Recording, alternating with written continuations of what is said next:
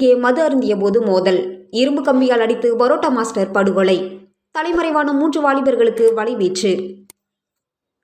புதுவை வில்லியனூர் அருகே மது அருந்திய போது ஏற்பட்ட தகராறில் பரோட்டா மாஸ்டரை இரும்பு கம்பியால் அடித்து கொலை செய்த 3 வாலிபர்களை போலீசார் தேடி வருகின்றனர். புதுவை வில்லியனூரை அடுத்த சிவராந்தகம் பகுதியை சேர்ந்தவர் தேவா. இவர் சேலத்தில் உள்ள உணவகத்தில் பரோட்டா மாஸ்டராக பணியாற்றி வந்தார்.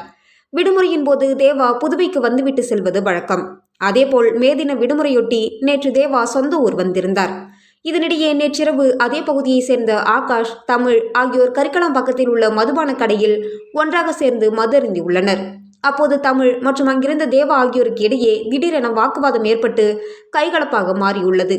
அக்கம்பக்கத்தினர் மோதலை விலக்கிவிட்ட நிலையில் அங்கிருந்து கிளம்பிய தேவா தனது நண்பரான ராகுல் மற்றும் சிலருடன் அரியூரில் உள்ள தனியார் பொறியியல் கல்லூரி பின்புறத்தில் அமர்ந்து மீண்டும் மது அருந்திக் கொண்டிருந்தார். அப்போது தமிழ், ஆகாஷ் மற்றும் அவரது நண்பர் ஆதி ஆகியோர் இருசக்கர வாகனத்தில் தேவா இருக்கும் இடத்திற்கு இரும்பு கம்பி, இரும்பு குழாய் உள்ளிட்ட பயங்கர ஆயுதங்களுடன் வந்துள்ளனர். இதை பார்த்து அதிர்ச்சியடைந்த தேவா மற்றும் அவரது நண்பர்கள் அங்கிருந்து தப்பி ஓட முயன்றனர். ஆனால் தேவாவை சுற்றி வளைத்த தமிழ் மற்றும் அவரது கூட்டாளிகள் இரும்பு கம்பி மற்றும் இரும்பு குழாயால் கொடூரமாக தாக்கியுள்ளனர். அதில் இரத்த காயங்களுடன் தேவா மயக்கமடைந்து சரிந்ததும் அந்த கும்பல் பைக்கில் தப்பி சென்று விட்டது. இதைத் தொடர்ந்து படுகாயமடைந்து உயிருக்கு போராடிய தேவாவை அவரது நண்பர் ராகுல் மீட்டு கதிர்காமம் அரசு மருத்துவமனைக்கு கொண்டு சென்றார். அங்கு தேவாவை பரிசோதித்த மருத்துவர்கள் அவர் ஏற்கனவே உயிரிழந்து விட்டதாக தெரிவித்தனர். இதையடுத்து அவரது உடல் பிரேத பரிசோதனைக்காக அனுப்பி அங்குள்ள சவக்கிடங்கில் வைக்கப்பட்டுள்ளது.